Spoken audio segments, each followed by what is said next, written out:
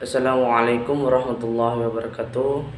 Perkenalkan, nama saya Ahmad Ikhlas, NIM 2013130082, Prodi Ilmu Al-Quran dan Tafsir, kelas B, dalam mata kuliah Ilmu Mantik. Baiklah, dalam video ini saya akan menjelaskan tentang pengertian ilmu mantik. Ilmu mantik adalah alat atau dasar yang penggunaannya akan menjaga kesalahan dalam berpikir. Mantik adalah sebuah ilmu yang membahas tentang alat atau formula berpikir sehingga seseorang yang menggunakannya akan selamat dari cara berpikir yang salah. Manusia sebagai makhluk yang berpikir dan tidak lepas akan dari berpikir. Namun saat berpikir, manusia seringkali dipengaruhi oleh berbagai tendensi, emosi, dan subjektivitas dan lainnya, sehingga ia tidak dapat berpikir jernih, logis, dan objektif. Mantik merupakan upaya agar seseorang dapat berpikir dengan cara yang benar dan tidak keliru. Berdasarkan berbagai fungsi ini, maka ulama menyebutkan mantik atau logika dengan berbagai sebutan yang berbeda-beda. Yang A yaitu mantik Aristo dan dunia Islam. Satu yaitu kehidupan dan karya Aristoteles. Yang A perjalanan kehidupan Aristoteles. Perjalanan hidup Aristoteles. Ia lahir di kota Sugeria, Semenanjung Kaldide di Persia atau Balkan pada tahun 384 sebelum Masehi dan meninggal di Kalkis pada tahun 322 sebelum Masehi. Ia adalah anak dari Nikomachus, seorang dokter istana Makedonia pada masa pemerintahan Raja Amnitas II. Ayahnya meninggal ketika ia masih berusia anak-anak. Kemudian dididik oleh ayah angkatnya Fresenus sampai usia 18 tahun. Pada umur 18 tahun ini, Aristoteles kemudian dikirim oleh ayah angkatnya untuk belajar di Akademi Plato di Athena. Ia tinggal di sana kira-kira 20 tahun sampai Plato meninggal dunia pada tahun 348 sebelum Masehi. Pada waktu berada di Akademi, Aristoteles menerbitkan beberapa karya dan juga mengajar anggota-anggota akademi yang lebih muda. Setelah Plato meninggal, Aristoteles meninggalkan Athena bersama Xenocrates menuju Asius di Mesir, Asia Kecil, di mana Hermes pada waktu itu menjadi penguasa negara. Aristoteles selanjutnya mengajar di sekolah Assos dan menikah dengan Patiis, kemenakan dari anak angkat Hermales pada tahun 345 sebelum Masehi. Hermes ditangkap dan dibunuh oleh tentara Farsi. Terbunuhnya Hermes ini memaksa Aristoteles meninggalkan Assos menuju Mytinis di Pulau Lesbos, dan di sana ia bersahabat dengan Theophrotanus, penduduk pribumi Eresus, yang di kemudian hari menjadi murid Aristoteles yang paling terkenal. Karya-karya Aristoteles yang pertama itu karya-karya yang populer. Karya ini merupakan karangan untuk masyarakat umum di luar sekolah atau non-akademik. Oleh karenanya bersifat populer dan ringan seperti syair-syair, puisi, roman, dan dialog-dialog. Jumlah karya populer ini menurut Diogenes Laertius yang dikutip berten mencapai 19 karya. Selanjutnya yang kedua yaitu karya-karya yang berupa dokumen dan catatan ilmiah. Menurut catatan masa purba yang ditemukan Aristoteles mempunyai lebih dari 200 judul catatan ilmiah. Kebanyakan karya ini berasal dari periode Aristoteles mengajar di Lyceum. Hampir semua ini sudah tidak ada lagi. Yang tersisa di antaranya adalah History Amenes, mengenal pendidikan terhadap binatang, dan Athenaeum Politia yang memuat undang-undang dasar dari 158 negara Yunani. Yang ketiga yaitu karya-karya filsafat dan sains. Karya-karya filsafat dan sains ini sepertinya sengaja dibuat Aristoteles untuk murid-muridnya yang terpelajar. Oleh karenanya bahasanya pun juga lebih jelas dan penuh dengan analisis atau ilmiah. Karya filsafat dan sains ini dibagi menjadi 5. Yang pertama itu logika, filsafat alam, psikologi, biologi, dan filsafat. Selanjutnya yang B itu pembagian filsafat Aristoteles itu terbagi menjadi 3. Yang pertama yaitu ilmu pengetahuan praktis, yaitu ilmu yang meliputi etika dan politik. Yang kedua ilmu pengetahuan produktif, yaitu ilmu pengetahuan yang sanggup menghasilkan karya, yaitu mencakup teknik dan seni. Yang ketiga yaitu ilmu pengetahuan teoritis, yaitu ilmu yang mencakup 3 bidang, yaitu fisika, matematika, dan teoritis. Selanjutnya yang C yaitu proses masuknya mantik ke dunia Islam. Proses penetrasi logika Aristoteles mantik Aristo di dunia Islam. Adanya transfer besar-besaran tradisi ilmiah dan filsafat dari Yunani ke dunia Islam merupakan kisah yang unik dan memukau, karena jarang sekali terjadi dalam sejarah peradaban manusia suatu kebudayaan asing diserap secara penuh oleh kebudayaan yang berbeda, yang kemudian dijadikan landasan bagi perkembangan intelektualnya. Hal inilah yang terjadi pada umat Islam, itu pengadopsian secara besar-besaran terhadap tradisi filsafat Yunani, termasuk logika Aristoteles, kemudian menjadikan alat pemicu perkembangan budaya dan intelektual Islam. Dan itu kemudian tanggapan ulama terhadap logika Aristoteles atau mantik Aristoteles, itu para pembela logika Aristoteles. Yang pertama Al-Farabi. Menurut Al-Farabi, logika memberikan aturan-aturan yang dengannya manusia dapat membedakan yang benar, yang mana yang salah, dan terhadap dari kemungkinan terjadi pada keliruan. Logika bukan saja mengajarkan bagaimana cara berpikir, tapi bagaimana juga seharusnya manusia berpikir. Lebih jauh, logika akan menunjukkan bagaimana manusia berpikir melalui proses dan presimis sampai kepada konkludi yang pasti. Yang kedua itu Ibnu Sina. Menurut Ibnu Sina, logika yang dikembangkan Ibnu Sina ini hampir sama dengan cara logika yang dikembangkan oleh Aristoteles dan Al-Farabi dalam klasifikasi dan pengertian dan tujuannya. Hanya ada sedikit perbedaan mengenai konsep logika Ibnu Sina, yaitu pengertian logika sebagai alat. Dan menurut Ibnu Sina, di samping logika sebagai alat pengukur benar atau salah ilmu-ilmu lain, ia juga merupakan bagian dari ilmu.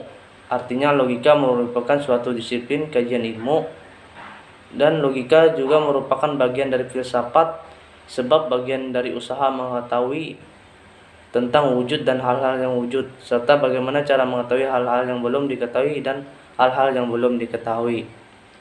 Yang ketiga yaitu Imam Al-Ghazali. Menurut Imam Al-Ghazali,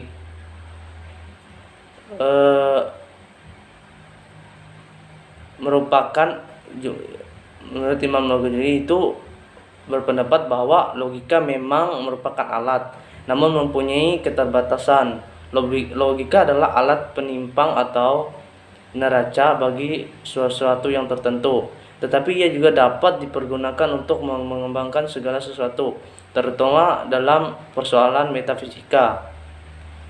Bagi Al-Ghazali, logika merupakan persyarat yang harus dimiliki setiap ilmuwan dalam bidang apa saja. Selain metafisika, ya seperti ilmu tata bahasa yang harus dimiliki bagi setiap orang yang ahli dalam bidang bahasa. Ungkapan Al-Ghazali yang termasyhur tentang pentingnya logika adalah pendahuluan bagi semua ilmu pengetahuan. Logika, oleh karenanya, barang siapa yang tidak menguasainya, maka ilmunya tidak dapat dipercaya. Guna mendukung argumen ini, Imam Al-Ghazali mengarang beberapa buku yang berkaitan dengan logika, yaitu maksud al-falasifah, miyar al-im fi fanal mantik, mak al-najar, dan al-kisah al-mutaskin. Yang keempat yaitu Abu Yazid Ibnu Rus. Menurut Abu Yazid Ibnu Rus,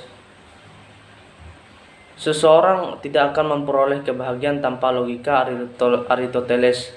Dengan keyakinan kepada logika, ia berpendapat bahwa kebenaran dalam agama yang kejernihan pemikiran yang jalannya adalah berpikir dengan logika.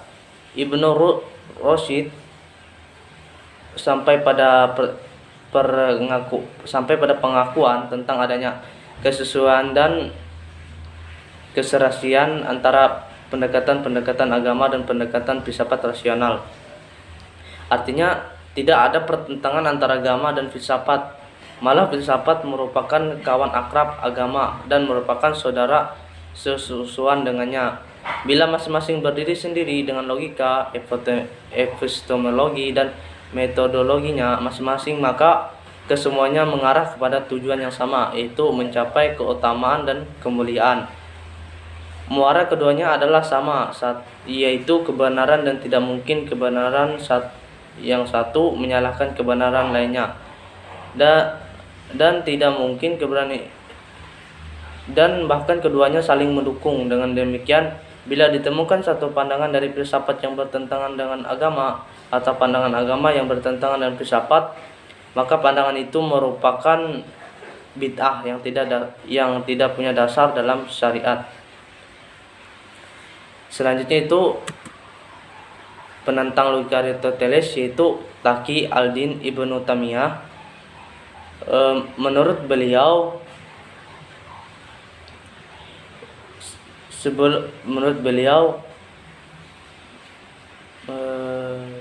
sebagai ulama muslim, menurut beliau Ibnu Taimiyah mengkritik materi dari metode mantik Aristoteles. Bahkan Ibnu Taimiyah juga menawarkan metodologi berpikir sistematis baru, yaitu mantik Islam, al-mantik al-Islam, yang jelas berbeda dengan mantik Aristoteles. Mantik orang Islam yang digagas oleh Ibnu Taimiyah ini berdasarkan dua bentuk. Yang pertama, penalaran mantik yang berdasarkan pada petunjuk atau dari Allah, ayat-ayat Al-Quran atau istidlal Al-Quran, atau kias yang harus didasari pada petunjuk ayat-ayat Al-Quran. Yang kedua, kias al-mawi, yaitu sesuatu yang tidak disebutkan dalam nas itu lebih utama hukumnya daripada yang disebutkan. Yang kedua, Ibnu Qayyim al-Jawziyah, menurut beliau Ibnu Qayyim al-Jawziyah membantah pendapat yang mengatakan bahwa pendapat Aristoteles tadi yang mengatakan bahwa mempelajari logika merupakan kewajiban. Menurut ini tidak benar, karena terbukti imam mazhab 4 Hanafi, Maliki, Syafi'i, dan Hambali tidak pernah mempelajari logika, sementara tidak diragukan lagi kecerdasan akalnya. Inilah yang membuktikan bahwa tanpa logika Aristoteles, orang mampu mencapai derajat pintar, cerdas, dan tidak tergelincir pemikirannya. Ibnu Qayyim tidak banyak memberikan kontribusi pemikiran Orsini dan kritiknya terhadap logika Aristoteles. Ia juga tidak mengarang kitab khusus yang membantah logika Aristoteles. Yang ketiga yaitu Al-Wajir al-Sahani. Menurut beliau mengatakan bahwa tidak mengetahui kebenaran dan menyembah Tuhan tidak perlu ilmu mantik. Bukankah burung hudhud Nabi Sulaiman yang termasuk bangsa binatang juga mampu mengetahui kebenaran dan mentauhidkan Tuhan? Sementara hudhud tidak pernah belajar mantik dan ilmu kalam. Kata Al-Ahsani, lebih jauh menurutnya memperdalam filsafat dan logika demi agama dan mentauhidkan Tuhan malah akan menyesatkan karena agama Islam merupakan agama fitrah yang tidak membutuhkan penerangan filsafi dan logika. Yang keempat yaitu Jalal al-Din al-Sayuti. Beliau mengatakan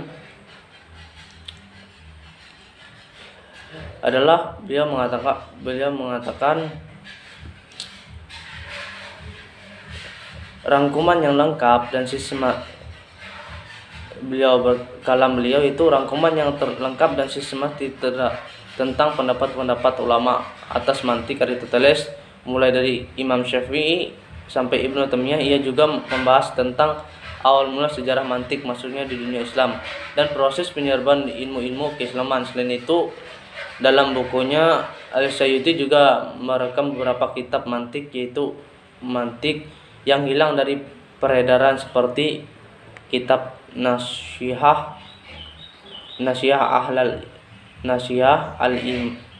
Al-Imam fi al-Rid al-Mantik, Al-Yunan, Al-Jud Al-Qariyah, Al-Taqriq An-Nasihah.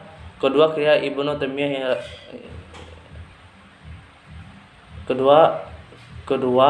Ibnu Taimiyah. Rangkuman yang ditulis ini bertujuan memudahkan dan memperingankan pelajar dari cendekiawan agar mudah memahaminya. Selanjutnya itu Ibnu As-Salah.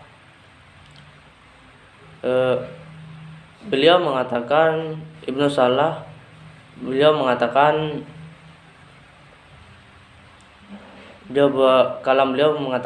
disebabkan cenderung alerginya Ibnu Salah terhadap mantik, ia sampai berpendapat bahwa mempelajari kitab usul fikih dan kalam yang terdapat unsur logika tidak boleh sama sekali,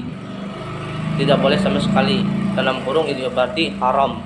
Oleh karena itu ia menghimbau kepada pedagang kekuasaan, wali al-amr dalam kurung itu deportasi dengan memecat pengajar logika di sekolah-sekolah yang menjadi kekuasaannya, bahwa fatwa Ibnu As-Sayab tentang haramnya belajar logika ini berkumandang ke sentero Jazirah Arab dan mempengaruhi kaum muslimin, khususnya kalangan Sunni, untuk meninggalkan logika Aristoteles. Yang terakhir itu Abdul Wahab Al-Subki.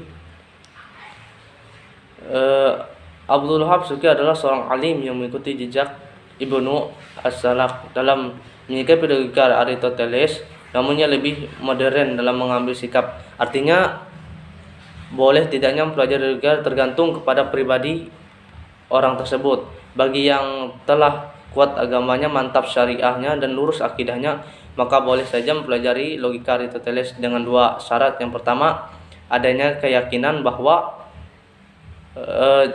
dirinya tidak akan tergelincir dalam mempelajari logika. Yang kedua, tidak boleh memperadukan paham-paham filsafat dengan akidah dan syariat.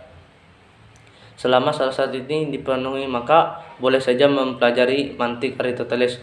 Namun demikian pula sebaliknya, kalangan seseorang itu belum mantap dasar akidah yang syariah, maka haram mempelajarinya karena khawatir akan terpengaruh dan tergelincir sehingga melenceng dari kemungkinan ajaran Islam. Jadi Bakil As-Subki mempertimbangkannya adalah agama. Selagi tidak membahayakan agama, maka diperboleh. Tetapi sebaliknya, kalau dengan pelajari mantik melencengkan agama, maka hukumnya haram. Jadi mungkin sekian penjelasan yang dapat saya sampaikan. Kurang dan lebihnya saya mohon maaf. Jika ada kekurangan atau kesalahan kata-kata yang saya sampaikan, saya mohon maaf, karena saya adalah manusia biasa yang penuh dengan kesalahan dosa, dan kesempurnaan itu hanyalah milik Allah Subhanahu wa taala. Sekian dan terima kasih saya ucapkan. Wassalamualaikum warahmatullahi wabarakatuh.